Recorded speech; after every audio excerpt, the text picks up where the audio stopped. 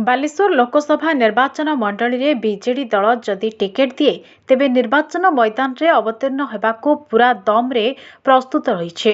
खबरदाता सम्मेलन में हाइकोर्ट वरिष्ठ आईनजीवी तथा समाजसेवी करुणाकर रथ एकथा कहिसेंते। बालीघाट रे बुढ़ा बलंग नदी उपरे पोलो निर्माण रे कच्छप गति प्रसंग रे से हाइकोर्ट रे मकदमा परिचालना ठारू आरंभ करी फकीरमोहन विश्वविद्यालय फकीरमोहन मेडिकल कॉलेज निर्माण प्रसंग रे से अनेक सहयोग करथिले बोली दृढ़ोक्ति प्रकाश करथिले।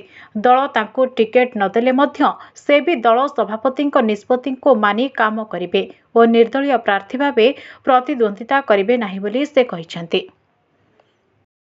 मो उच्चतम न्यायालय रे आईनजीवी उच्चतम सुप्रीम कोर्ट रे मध्य आईनजीवी एवं वर्तमान मो मध्य हाईकोर्ट बार एसोसिएशन रे वाइस प्रेसिडेंट हिसाब से निर्वाचित होइछि।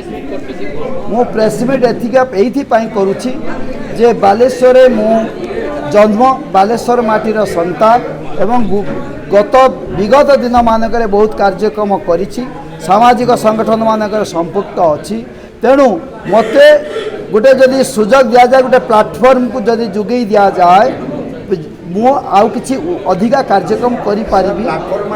प्लाटफर्म माने खुलाखुली आसंता निर्वाचन परिप्रेक्षी रे जदि सांसद बालेश्वर लोकसभा निर्वाचन मंडल रे मते लोकसभा टिकट दि जाए बीजेडी तरफरू तेणु मु लड़ी पारिबी एवं बालेश्वर रो जहाँ समस्या दिल्ली दरबार पर्यंत उपस्थापन करि पारिबी बोली मु निजको मने करूछि।